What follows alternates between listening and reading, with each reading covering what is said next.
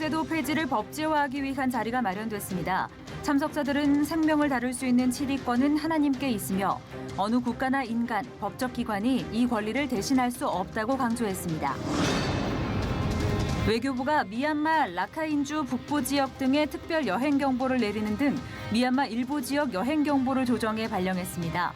외교부는 미얀마의 정세와 치안 상황을 예의주시하면서 여행 경보 추가 조정 필요성을 지속 검토해 나갈 예정이라고 밝혔습니다. 어린이 찬송가 음악회를 통해 찬송으로 세대를 잇는 시도가 호응을 얻고 있습니다.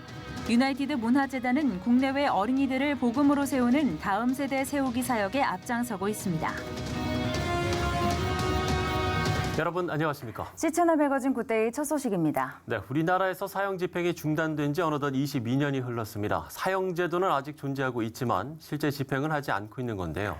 한국기독교 사형폐지운동연합회는 하나님께서 주신 생명의 존엄성을 회복하고 남북 평화 통일을 위한 기초 작업으로 사형 폐지를 법제화해야 한다고 밝혔습니다. 조홍현 기자입니다. 인류의 역사만큼 오래된 형벌 사형제도. 사형은 공동사회의 질서유지 수단으로 범죄자에 대한 근원적인 보복 수단으로 활용됐던 극형이었습니다.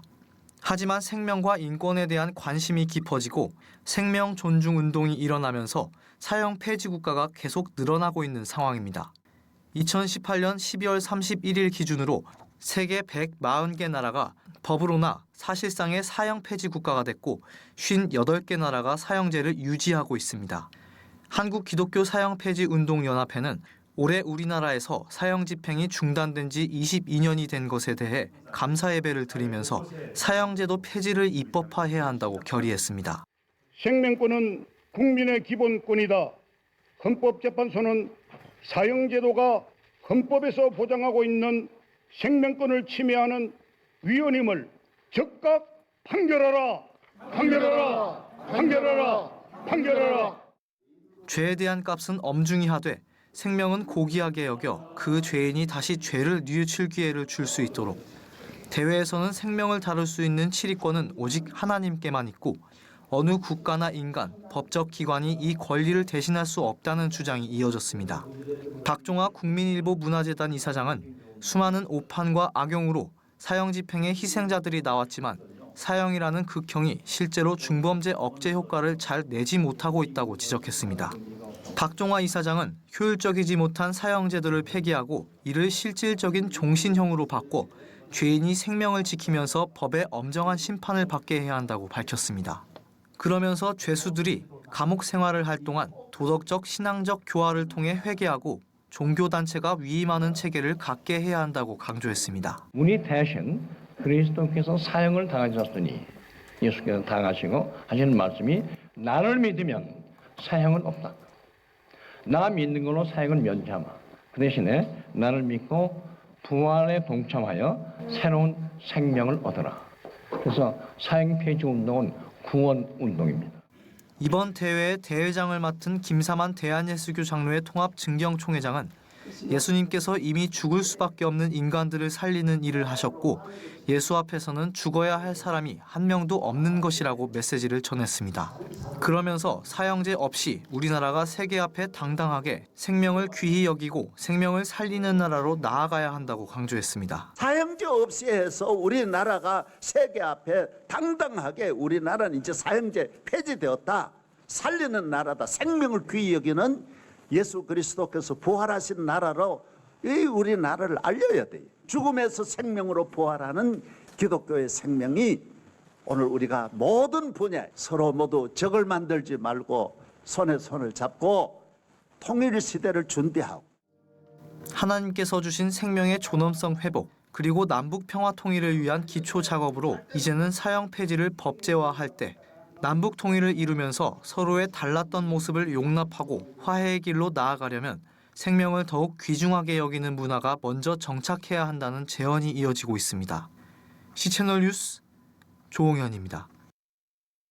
행복발전소 하이패밀리의 2019 가족 몸놀이 축제가 어린이날 하루 전인 5월 4일 경기도 양평 하이패밀리 서종센터에서 열립니다. 가족 친밀감 강화 프로젝트로 열리는 이번 행사는 오후 1시부터 몸놀이 시간과 가족 포토타임, 손글씨 편지 쓰기 시간 등으로 진행됩니다. 하이패밀리 측은 어린이날을 맞아 하루만이라도 도심을 떠나 자녀들의 가슴에 새겨져 영원히 추억할 수 있는 특별한 선물을 전하기 위해서 이번 행사를 준비했다고 밝혔습니다.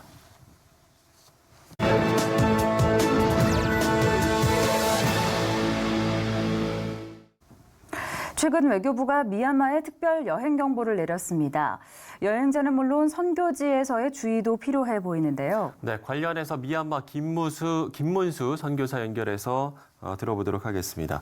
자, 선교사님, 우리 외교부가 이 특별 여행 경보가 발령된 곳이 어디고 또 어떤 이유에서입니까? 예, 이번에 특별 여행 경보가 발령된 곳은 라카인주 북부와 친주 북서부 지역입니다.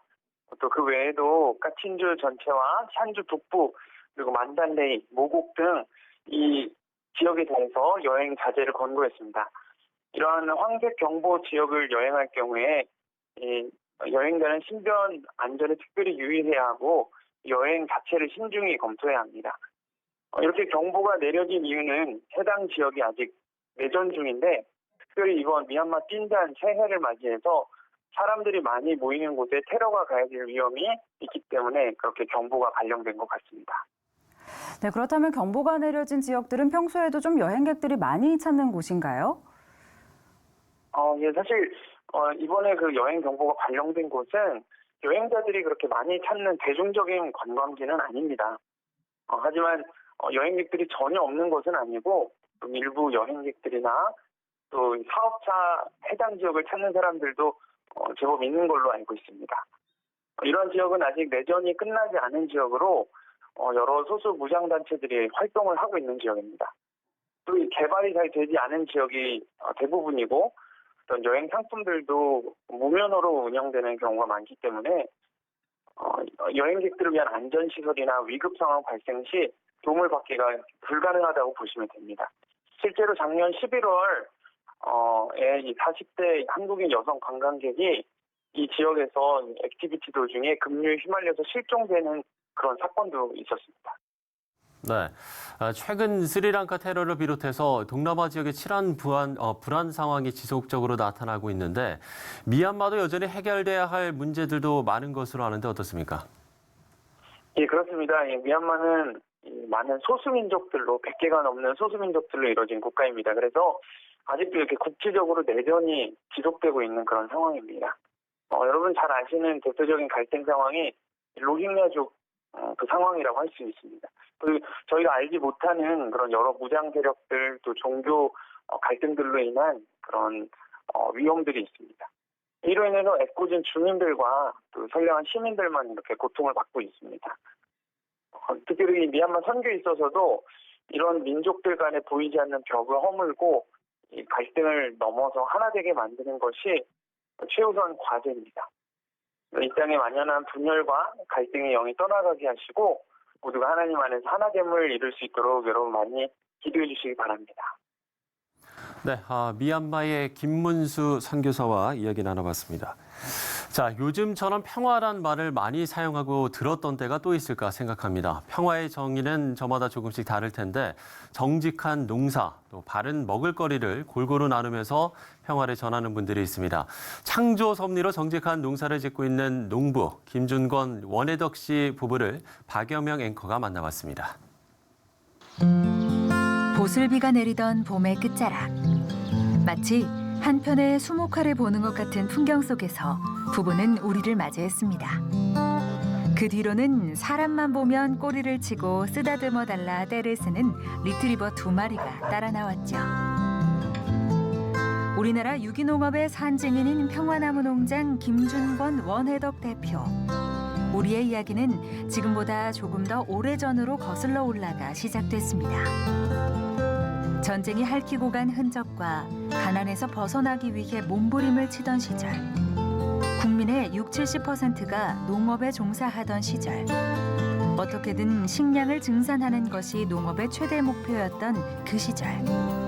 생명과 생태를 파괴하지 않는 유기농업의 가치를 깨닫고 우리나라 최초로 그것을 도입한 한 사람의 이야기였습니다. 농약은 굉장히 위험하고 화학비료, 제초제 이런 것들을 사용하는 것들은 토양에 또 그렇게 생산해서 사람이 먹게 되면 건강에도 좋지 않다. 그러니까 지금부터 40년 전에 그런 얘기를 해줬는데 먹고 살기 바빠서 누가 귀담아 듣지도 않았는데 우리 장인어른은 그 얘기를 듣고 주변에 그런 데 관심이 있을 만한 분 한 40-50명을 모아서 하나의 이제 조직이라기보다 뭐 회의를 만들었죠. 정농회라고 하는 모임을 만드셨는데 그게 이제 우리나라 유기농업의 시작이 된 거예요. 풀무원의 설립자 원경선 원장의 넷째 딸이라고 자신을 소개한 원혜덕 대표는 기독교 신앙을 당신의 삶으로 철저히 살아내고자 하셨던 아버지를 기억하고 있었고 그것이 풀무원의 시작이자 평화나무 농장까지 이어져 온 가치라고 했습니다. 아버지가 늘 하시는 말씀이 정말 평생 난 대문을 안 걸어 잠근다. 누구든지 올려면 와라. 사회적으로 문제가 있던 사람 또는 낙오가 된 사람 또는 여러 가지 종류의 사람들이 왔는데 우리는 완전히 한 형제처럼 같이 살았거든요. 예, 그렇게 그런 분들하고 한 식구로 살았다는 게 아버지, 어머니의 어떤 그런 신앙의 힘이라 그럴까요? 그게 말로만 하는 것이 아니라 삶을 하셨기 때문에 뭐 존경하는 마음이 돌아가시고 나니까 더 생기더라고요. 그래서 풀무원 공동체에서 만나 부부의 연을 맺고 지낸 세월도 어느덧 몇십 년. 토마토 농장을 중심으로 소 25마리, 염소 8마리 등을 키우며 유기농업을 이어가고 있는 평화나무 농장을 소개하며 김준권 대표는 유기농업의 가치가 단순히 화학 비료를 사용하지 않는 것에서 끝나지 않는다고 말했습니다. 유기농업이라는 게 다른 게 아니고 하나님의 창조 질서에 순응해서 사는 삶이 다른 말로 하면 유기농업인 거예요. 일반적으로 유기농업이라고 하면은 화학비료, 농약, 제초제, 생장조절제 같은 이런 것들을 사용하지 않는 것을 유기농업이라고 생각하기 쉬운데 그건 사실은 유기농업의 최소한이에요. 그리고 더 크게 유기농업을 다른 말로 표현하면 재생과 순환이라고 하는 흙에서 난 것이 다시 흙으로 돌아가는 과정, 이걸 순환이라고 하는데 그게 하나님의 창조 질서인데 하나님의 창조 질서에 순응하는 삶, 그거야말로 유기농업이라고 저는 생각하거든요. 기독교인들이라면 자신의 이익만이 아니고 하나님의 창조의 그 법칙에 순응해서 살아가는 그런 삶이야말로 유기농업을 하는 그런 유기농적인 삶이다. 돈을 많이 벌거나 명예를 얻는 일, 그것보다 더 근본적이고 중요한 것은 가치 있는 일에 자신의 삶을 바치는 것이라고 말하는 김준권 원혜덕 대표 부부. 부부는 그 가치를 농업에서 발견했고 그보다 더 가치 있는 일을 여전히 발견하지 못했다고 덧붙였습니다.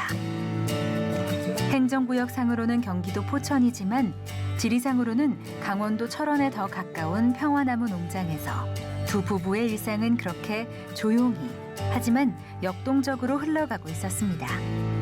그런 부부에게 마지막으로 물었습니다. 언제 가장 행복하신가요? 어떤 때라기보다 늘 행복하죠, 사실은. 일과가 저는 아침 6시에 일어나면 염소 젖자는 일부터 시작하거든요. 그러면 이 6마리, 7마리 젖을 짜는데 손으로 이 녀석들이 아침에 가면 반갑게 인사를 하고 딴 녀석의 젖을 짜면 옆에 놈이 와서 나한테 인사를 해요. 막 부비고.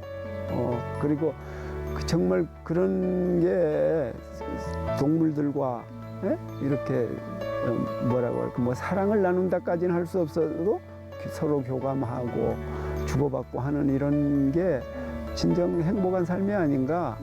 뭐 하나님께서 에덴에서 처음에 인간을 아담과 이브를 만들어서 에덴에서 평화롭게 넉넉하게 그렇게 살게 하셨을 때 그런 동물과 식물과 모든 것들을 그런 관계가 아니었을까. 그냥 두었다면 쓸모가 없었을 쇠붙이 하나가 풀목불에 연단되어 유익한 도구가 되듯 이 땅에 살아가는 동안 우리 또한 연단되어 쓸모 있는 사람이 되고 더불어 살아가자는 가치를 전했던 풀무원. 자신의 개인적인 이해관계에만 얽매여 사는 삶이 아니라 더불어 이익을 나누고 하나님이 허락하신 창조 세계에 기여하는 피조물이 되는 것. 파릇파릇하게 여름을 기다리는 드넓은 자연 속에서 부부는 또 그렇게 흘기 전하는 가치와 기쁨을 온몸으로 누리고 있었습니다.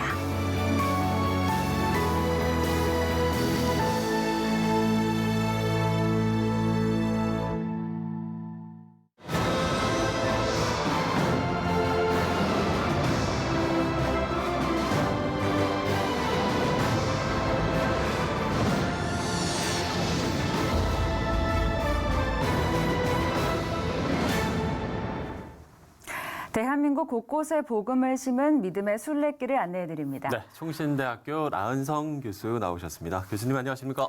예, 네, 반갑습니다. 반갑습니다. 자, 저희가 지난주 목포 지역을 순례하면서 위로를 전하는 교회 이야기를 했는데 네. 전남 지역에서 여수 애양원도 빼놓을 수 없을 것 같아요. 아, 그럼요. 여수의 애양원이라면 네. 한센병을 또 떠올려야 되고 네. 한센병을 떠올리면은 광주의 재중원을 시작하신 로버트 윌슨 목사님을 네. 떠올려야 되는 것 같아요. 예, 예. 그래서 당시에 우리나라 한센병, 보통 이제 나환자라고 했는데 요즘 한센병이 나죠. 네. 1886년 알렌 선교사님이 그때 당시에 보고를 했는데 예. 의료 보고를 할 때 1년에 7,092명이 죽었어요. 한센병. 네. 그 정도라면 엄청난 수가 우리나라에 많았죠. 이제 나중에 자세하게 이야기하겠습니다만 예, 예. 대구에도 이 한센병원이 있고 네. 부산 간만동에도 있고 그다음에 이제 광주 그다음에 우리가 잘 아는 이제 광주에 있는 이제 이 한센병원이 이제 여수로 옮겨지거든요. 예, 예. 그래서 이제 그 여수로 옮기기 전에 이제 로버트 윌슨 목사님이 어떻게 한센병원에 관심을 가지게 되었냐면 그 나주에 가보면 영산포가 있어요. 예. 그 영산포에 한 그 여인을 이제 나병 환자죠. 한센병자인 예, 예. 여인을 1909년에 네. 포사이트라고 하는 선교사님이 한번 만났는데, 뭐 우리 사진을 보시면 알지만, 예, 너무 예, 마치 예, 짐승과 같은 그런 네. 얼굴이잖아요. 근데 그런 사람들이 너무 많은 거예요. 예, 예. 이제 거기에 도전이 돼가지고 포사이트 선교사님이 이제 광주의 재정원의 원장으로 있는 이제 로버트 윌슨 목사님에게 목사님. 연락을 해서 네. 우리 이걸 하자. 한데 무슨 스폰서가 없잖아요. 그렇죠. 그래서 선교사님들이 개인 돈으로 해가지고 광주 재정원 안에 이제 한센병을 하는 사람들을 이제 모아가지고 낫게 했어요. 근데 어느 날 이제 한센병에 걸린 사람이 2사람이 왔는데 네. 예, 예. 광주까지 서울에서 걸어서 360km를 광주까지. 2달 동안 걸려가지고 아. 네. 그래서 전국에서 이제 알려지게 되어가지고 예, 막 몰려왔죠. 그들이 올 때 뭘 타고 왔겠어요. 걸어서 네. 와서 이제 여기서 대전대 숫자가 너무 많아지니까 이제 하는 수 없이 이 광주에 있는 재정원에 있는 한센병원을 진료소죠. 예. 이것을 이제 이제 여수로. 여수 지금의 애양원으로 옮겼다. 네. 그랬죠. 그래서 애양원 하면 한센병, 그다음에 로버트 윌슨 목사님 이렇게 기억해야 된다고 봅니다. 네. 또 그런가 하면 애양원 하면 저희에게는 또 떠오르는 분이 그렇죠. 손양원 목사님이 예. 있습니다. 어떻게 부임하시게 된 건가요? 흥미있는 이야기인데요. 먼저 이름을 봐도 재미있어요. 애양원, 네. 예. 손양원. 예. 그러네요. 어떤 사람들은 네. 애양원은 손양원 목사님이 세웠나? 이렇게 저 사실 생각할 그렇게 정도. 생각을 했습니다. 네. 그렇죠? 예, 그렇게 생각할 정도죠. 근데 본래 이분이 나이가 들어가지고 30이 넘어서 신학을 하게 됐어요. 근데 32살이면 지금도 32살이면 신학교에서 그렇죠. 공부하는 늦은 것이 나이 편이죠. 많거든요. 네. 근데 그때 32살에 이분이 이제 장로교 신학교, 그러니까 당시에는 이제 평양에 있었죠. 거기서 이제 이분이 이제 공부를 하고 예, 예. 우리나라의 이제 여러 훌륭하신 목사님들과 같이 졸업을 해요. 이제 그러다가 부산에 있는 감만동에 나환자, 그러니까 지금의 한센병을 치료하는 그 장소에 전도사로 부임을 해요. 그리고 난 다음부터 이분이 이제 그것이 계기가 돼 가지고 이제 애양원에 있는 그 교회로 오는데 그 교회 이름이 원래는 신풍교회예요. 지금이 애양교회로 바뀌었지만 네. 원래는 신풍교회인데 그 교회에 와서 이제 한센병자들을 돌보는 이제 사역을 하게 돼요. 그러다가 신사참배를 계속해서 반대하시니까 예. 그때부터 시작해서 1939년에 이제 부임을 하시는데 그때부터 계속해서 구치소, 형무소, 청주, 여수, 광주, 서울까지 계속해서 수년 동안 이게 끌려다녀요. 네. 물론 중간에 한번 이렇게 석방도 되지만 이제 그러다가 45년에 이제 석방이 되고 46년이 되어 가지고 그때 목사 안수를 받아요. 그러면 그 나이가 40이 넘어서 그렇죠. 목사 안수를 네. 받고 이제 거기서 나중에 순교하는데 뭐 우리가 아다시피 손양원 목사님은 한센병과도 관련이 있지만 우리나라의 정말 훌륭한 주기철 목사님과 함께 순교의 네. 장본인이고 더 나아가서는 그의 두 아들 동신, 동인 또 그 아들을 죽인 네. 안재민 목사님을 또 아들로 아들로, 삼았던 네. 그 일들. 네. 그리고 나중에 이분이 6.25가 일어났을 때 이제 결국은 이제 총에 맞아서 순교하는 이제 그런 아주 바람만장한 그리고 또 그분은 한센병과도 관련이 있고 순교와도 관련도 있지만 이분이 부흥사예요. 예. 아주 부흥사, 뭐 지금 같으면 부흥사면 조금 부정적이지만 당시에는 부흥사이라면 많은 사람들에게 영적 각성을 일으키는 훌륭한 분이셨죠. 네. 네. 자, 이렇게 저희가 손양원 목사님의 발자취까지 좀 따라가 봤습니다. 네. 자, 여수의 이야기를 좀 했었는데요. 여수에서 또 30km 떨어진 곳이 순천 지역이지 않습니까? 여기도 좀 저희가 좀 살펴볼까요? 순천, 네. 뭐 순천, 여수, 그다음에 광주는 뭐 그런 말들이 있잖아요. 예? 광주에 가면 뭐 자랑하지 마라, 뭐 순천에 가면 네, 제가 알기로 순천 이제 벌교 보수. 그래요. 예. 순천에 가면 이제 기독교 박물관이 세워졌는데 네. 거기에 가면 이제 순천의 교회 역사의 발자취를 잘 볼 수 있습니다. 아다시피 이 호남 지역은 남장로교 선교사님들이 그 일을 감당을 하셨잖아요. 네. 근데 거기에 특별히 그 진료소 지금의 코잇 가옥이라 그래요. 코잇. 코잇 선교사님 집인데 그게 일제에 만들어졌던 그 진료소가 여전히 지금 있어요. 굉장히 문화재로 굉장히 중요하죠. 그래서 순천의 뭐 학교, 교회뿐만이 아니라 진료소 그리고 순교 이런 모든 어떤 순천의 이름 그대로 제가 볼 때는 순교, 순천 이렇게 할 정도로 많은 일들이 그 안에서 일어났다고 생각합니다. 네. 그럼 그 외에도 좀 저희가 순천에서 둘러볼 만한 유적지는 어떤 것들이 있을까요? 순천에 순천에 가보시면 아마 아시는지 모르겠는데 유진벨 목사님, 제가 지난번에 유진벨 목사님 이야기를 잠깐 한 것 같은데 유진벨 목사님의 그 4대 손이 지금 세브란스 병원에 사시는 그 요한 목사님이신데 그 교회 매산동 그 순천 기독교 박물관이 매산동에 있어요. 그래서 그 매산 교회들을 선교사님들이 세워가지고 한번 교회보다도 제가 볼 때는 박물관을 방문하면 그 교회들과 선교사님들의 사역들을 충분히 아마 구경할 수 있지 않을까. 감동이 된다고 저는 봐요. 예. 그런가 하면 여수에 이기풍 목사님의 유적이 있다고 하는데 일단 이기풍 목사님은 어떤 분이셨는지 좀 소개를 해주시면 좋을 것 같아요. 물론 이제 이기풍 목사님 하면 다양한 말이 많아요. 네.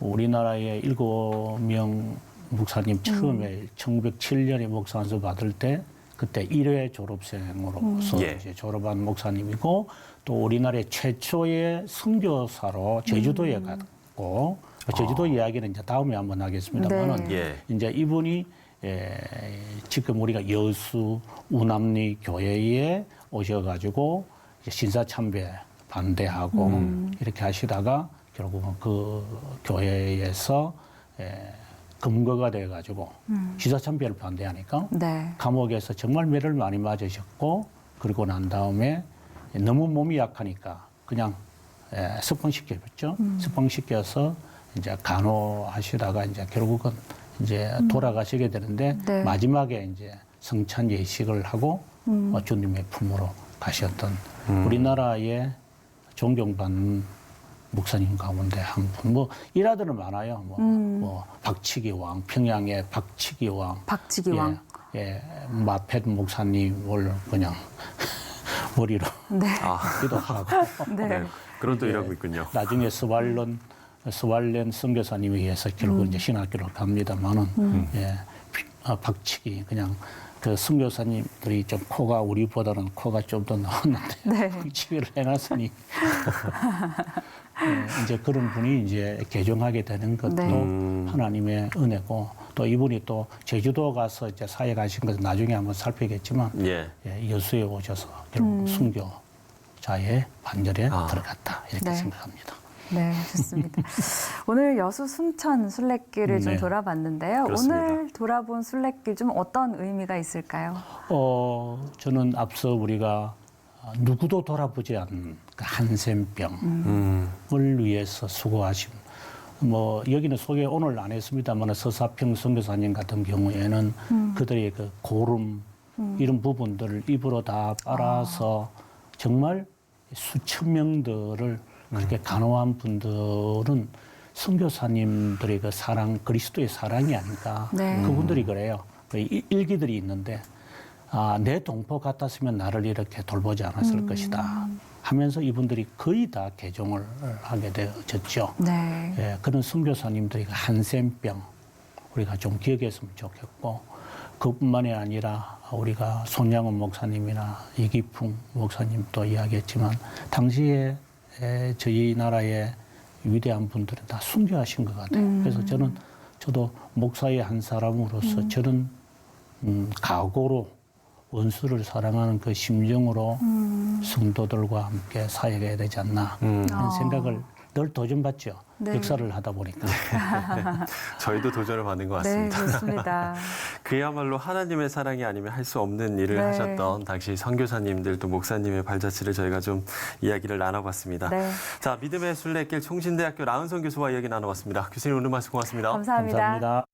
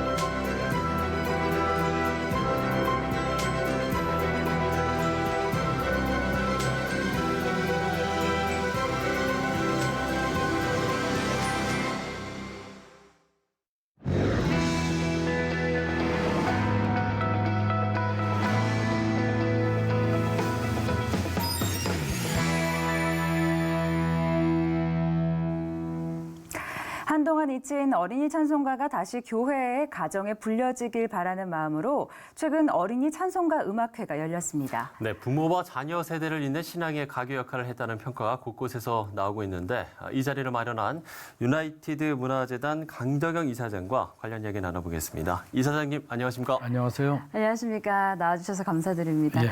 저희도 이날 이 행사에 참여를 했었습니다마는 정말 어린 시절 불렸던 그런 찬송가를 함께 부르면서 많은 분들이 은혜를 나누시는 모습이었는데요. 어떻게 이번 행사를 좀 마련하게 되신 건가요? 이번 행사는 제가 그 어린이 때 참 은혜 받으면서 네. 감동적으로 그런 찬송가들이 교회에서 사라져 버렸어요. 그래서 어린이들이 그 찬송가를 안 부르고 재롱잔치 같이 교회에서 이게 음악이 변한 걸 보고 야 이거 옛날 거 네. 한번 살려가지고 옛날 우리가 은혜 받던 찬송가가 교회에 다시 들어왔으면 좋겠다 하는 생각을 하면서 이제 한번 시작을 해봤어요. 근데 상당히 효과가 있다고 생각을 합니다. 네. 네.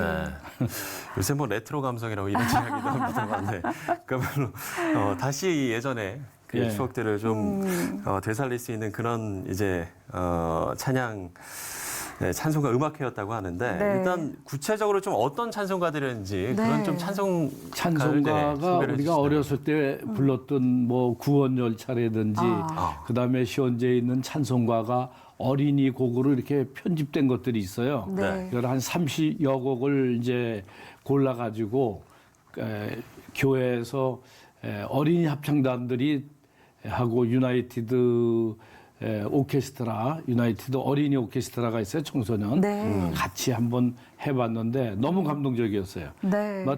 그거 보시는 분들이 거의 2시간을 했는데 네네. 그 노래 나올 때마다 눈물을 찔끔찔끔 흘리시더라고요. 상당히 감동적이었습니다. 네. 그 아까 좀 앞서서도 이게 효과가 좀 있었던 것 같다라는 말씀을 해주셨는데 사실 오래된 어떻게 보면 잊혀져 있던 어린이 찬송가들을 다시 부를 때의 은혜가 또 있을 것 같고요. 그 찬송가가 가지고 있는 또 힘이 있을 것 같은데요. 엄청 힘이 크죠. 네. 우리가 참 가난하고 배고플 때 의지할 곳은 교육기관이 교회였어요. 주일학교나 뭐 그땐 주일학교가 넘쳐났죠. 뭐 제가 다니는 교회만 해도 한 500~600명 해가지고 그냥 어린이 찬송가 힘차게 부르고 네. 그때 전도사님들 이제 뭐 다윗 이야기 뭐 모세 이야기 하면 아주 귀가 쫑긋해가지고 네. 너무너무 감동적이었고 네. 그 감동이 지금 나이가 들어서도 그걸 잊지를 못해요. 그 요새 저도 찬송가가 나오면 눈물이 찔끔찔끔 나오는데 교회에서 찬송가를 안 부르잖아요. 네. 근데 그거 부르면 가슴이 답답하고 그게 우리가 찬송가가 우리 영혼을 살리는데 네. 왜 세속문화가 교회에 들어와가지고 찬송가가 퇴출되고 어린이 찬송가가 퇴출이 되고 어린이들은 들어보지도 못한 뭐 그런 세속적인 문화로 하나님께 영광을 돌리는지 참 답답한 마음이 들어서 네. 기획을 한번 해봤습니다. 네. 네. 혹시 이사장님이 가장 좋아하는 찬송가가 있을까요? 네. 뭐 찬송가 중에 좋아하지 않는 찬송가가 없고 뭐 다 있습니다만은 모든 찬송가 들으면 정말 감동이 밀려 들어와요. 네. 근데 이게 사라지니까 너무너무 쓸쓸합니다. 네. 그런 안타까운 마음에서 정말 이 다음 세대를 위한 귀중한 무대였다라는 생각이 듭니다. 네. 이사장님께서 사실 평생 제약회사를 이제 읽어오신 분이잖아요. 그렇죠. 이런 사역에 이제 관심을 갖게 된 계기도 좀 있을 것 같습니다. 뭐 제약회사를 읽어온 건 제 직업이고 네. 저는 기본은 기독교인이잖아요. 네. 그렇죠. 기독교인이기 때문에 항상 기독교 문화가 이 대한민국을 오늘날까지 키워왔다고 생각을 하고 있고 자유민주주의라는 개념, 이거 기독교가 갖고 온 개념이에요. 네. 그다음에 경제부흥, 이거 기독교가 아니면은 도저히 일어나지가 못했던 경제부흥. 근데 이런 것들을 우리가 그냥 당연한 걸로 지금 세대가 받아들이는데 그게 아니고 우리 기독교가 아니면은 어떻게 우리가 오늘날에 있겠어요. 그래서 저는 잊혀진 기독교 문화를 우리가 찾아서 우리 기독교인만이라도 우리가 알고 참 우리 기독교 문화가 얼마나 위대한 거를 좀 알리고 싶었어요. 네. 사실은 기독교 문화에도 관심이 있으시지만 사실 갤러리도 함께 운영하시면서 일반 문화 사역도 조금 계속해서 이어오고 계시잖아요. 예, 그런데 저 갤러리를 이제 열었는데 강남 역삼동에다 좀 크게 해놨어요. 근데 미술하시는 분들이 그게 경제적으로 넉넉지가 못해요. 그래서 돈 많이 들여가지고 전시하기는 힘들잖아요. 네. 그래서 이제 일반 미술하시는 분들 그런 좋은 장소에 초대해가지고 전시회를 열게 하고 그런 분들한테 조금이라도 도움이 되고 싶은 생각에서 일반 미술에도 조금 신경을 쓰고 있습니다. 네. 그 이사장님이 이제 제약회사에서 이제 일을 하신 분인데 네. 네, 이렇게 좀 미술이나 음악 이런 부분에도 좀 관심이 많으셨나 보네요. 그러니까 이게 전부가 우리가 어렸을 때 주일학교 때 배운 감성이에요. 네. 주일학교 다니면 철부지 때 뭐 성극도 했고 노래자랑도 찬송가도 부르고 성경 암송도 했고 네, 그렇죠. 그다음에 전도사님 목사님 설교도 듣고 뭐 이렇게 가지고 그때 우리의 기독교 역사 문화에 대한 그 머릿속에 그런 게 쏙 들어가 배긴 거죠. 네. 그러니까 이제 커서도 그것을 떠나지 않고 한번 실천해보고 싶은 생각이 나는 게 우리 유년주일학교 교육이었지 않나 이렇게 생각을 합니다. 네, 그렇군요. 또 그런가 하면 우리 이사장님께서는 다음 세대 인재를 좀 키워내고자 하는 뜻도 가지고 계시다고요? 제가 그 뭐 너무 주제 넘게 다음 세대를 키워내는 거에는 그게 한계가 있죠. 그렇지만은 조그만 모래알 같은 역할도 해보고 싶은 생각도 들고 그래가지고 네. 그 어린이 합창단도 만들고 중국에도 저 합창단 만들고 베트남에도 만들고 또 한국에는 어린이 오케스트라도 만들고 그렇게 해가지고 우리 기독교가 갖고 있는 그 문화를 네. 그들에게 전해주면은 아주 강한 다음 세대가 됩니다. 근데 기독교 정신이 빠진 다음 세대는 의미가 없어요. 저는 기독교 정신으로 우리 어린이를 키워야지 대한민국이 살아납니다. 예. 좀 비슷한 질문이 될 수도 있을 것 같은데요. 이사장님께서 이제 제약회사에서 일을 하시면서 정말 많은 신입사원들을 좀 뽑으셨고 많이 그렇죠. 봐주셨을 텐데 사회가 필요한 인재는 이런 모습이다. 우리 부모들이 양육해야 할 다음 세대는 이런 모습이다라는 어떤 인재상이 좀 있을 것 같거든요. 참 제가 보기엔 참 답답해요. 교회에서 길러나는 인재들이 교회 오빠 몇기나 안 되는 인재들이 많이 나와요. 네. 그게 아니고 3.1운동 때 우리나라의 기독교 인구가 한 1.3% 정도밖에 안 됐어요. 네. 3.1운동 주관했죠. 네. 그 인재들이 대한민국을 건국하는 중요한 제목들이 됐죠. 그 사람들이 지금 대한민국을 건국하고 끌고 온 게 기독교 정신이에요. 예. 그런데 지금 우리가 배출하는 기독교 인재들이 기독교인이 갖고 있는 역사성, 정체성이 있는 확실한 성경적 세계관을 가진 사람이 지금 필요한 때예요. 네. 근데 그거 교회에서 길러내지 못하고 있어요. 좀 어떻게 보면 교회 오빠, 교회 누나를 좀 넘어서서 사회에서도 좀 영향력을 발휘할 수 있는 그런 인재들이 좀 많이 나타났으면 나와야 되고 좋겠다. 사회에 나와서 내가 기독교인입니다 하고 얘기할 수 있는 사람이 많이 나왔으면 좋겠어요. 여러 모임에 가보는데 그 뭐 나는 기독교인입니다 하고 자기 정체성을 밝히는 사람이 너무 적어요. 네. 알고 오히려 좀 보면 얘기를 못하는 경우들이 그렇죠. 많죠. 나도 기독교인인데 뭐 나도 장로인데 그렇게 얘기를 해요. 근데 왜 얘기를 안 하세요? 그러면 나는 뭐 대충 교회만 가고 우리 마누라가 잘 나가.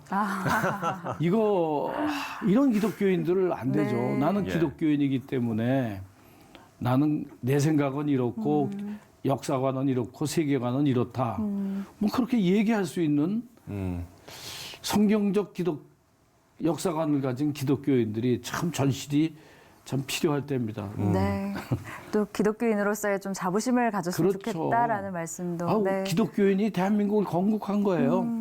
선교사님들이 우리의 파운데이션을 깔아줬고 예. 거기서 배출된 기독교인들이 대한민국을 건국했고 그 기독교인들로 해가지고 대한민국이 오늘까지 하나님의 축복 아래 여기까지 왔는데 네. 왜 그 자부심을 잊어버리고 비실비실 뒷근육으로 숨습니까? 네. 잘못된 거죠. 네.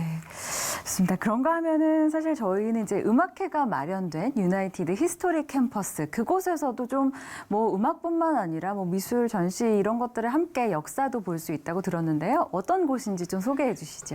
그래서 제가 답답해가지고 교회에서 교육 안 하는 부분, 네. 우리의 역사성, 근대사부터 해가지고 근대사를 쭉 선교사님들이 이 땅에서 했던 일들, 대개 그 20대에 왔던 서양 선교사님들이에요. 네. 주로 그 의사들이 많고 목숨 걸고 여기 와가지고 일생을 여기서 바쳤어요.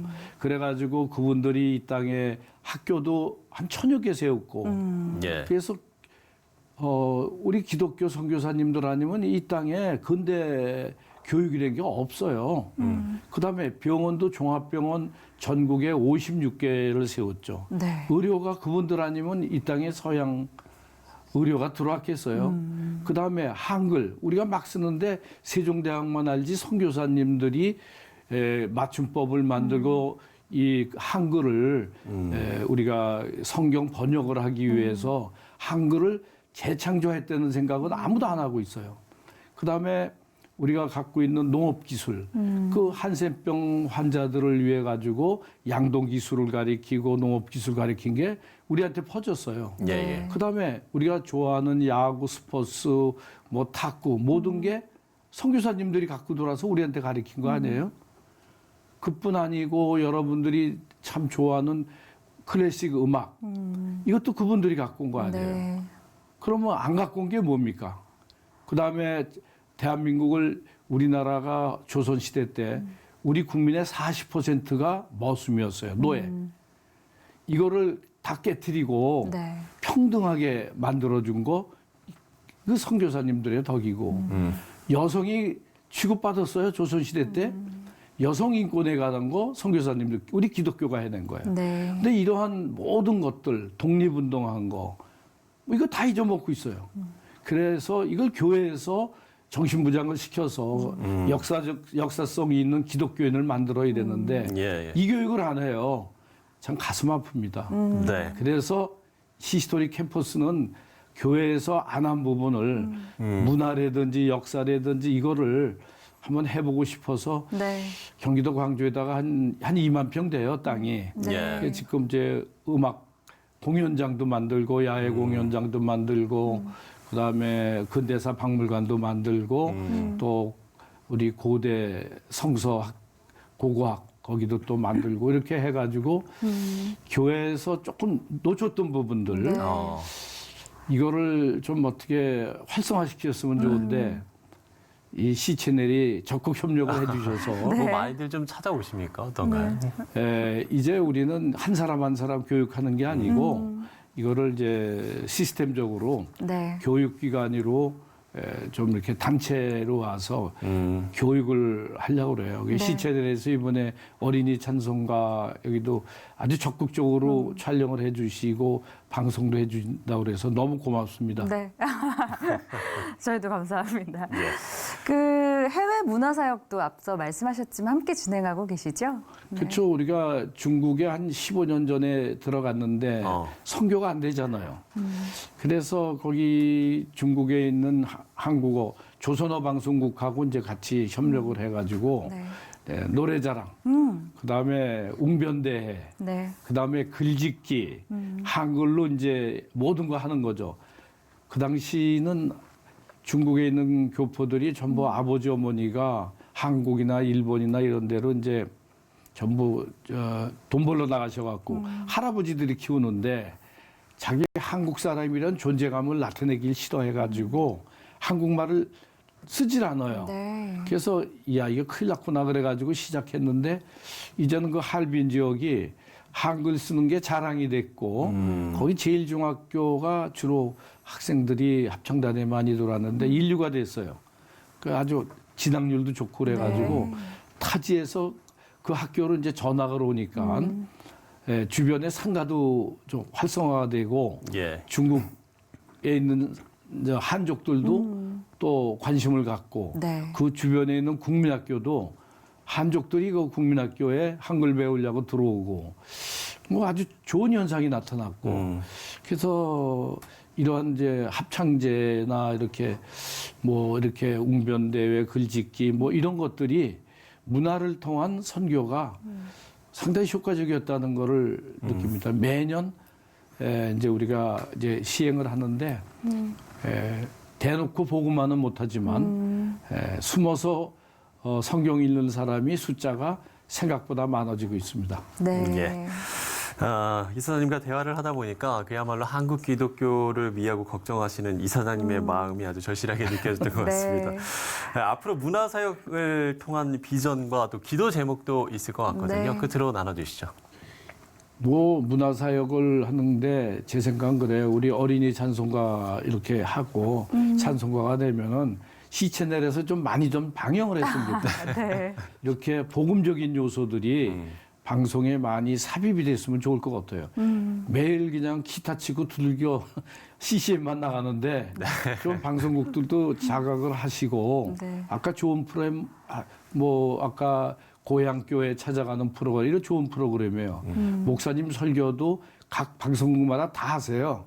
충분히 많이 이제 하니까 그 이외에 우리의 역사성이라든지 우리의 정체성, 복음주의 이런 거를 위해서 시체넬은 조금 더 방송 프로그램에 네. 조금 더 하나님이 기뻐하시는 방송 해주셨으면 좋겠습니다. 네. 아주 솔직하고 진실된 네. 마음을 담으신 것 같습니다. 네, 저에게 과제도 던져주셨네요. 네. 자, 우리 이사장님이랑 말씀 나누면서 정말 기독교 세계관을 바탕으로 조금 더 사회에서 큰 영향력을 발휘할 수 있는 그런 기독교 인재들이 많이 양성될 수 있기를 저희도 함께 기도하도록 하겠습니다. 그렇습니다. 네, 오늘 말씀 여기까지 듣겠습니다. 고맙습니다. 감사합니다. 예, 대단히 감사합니다.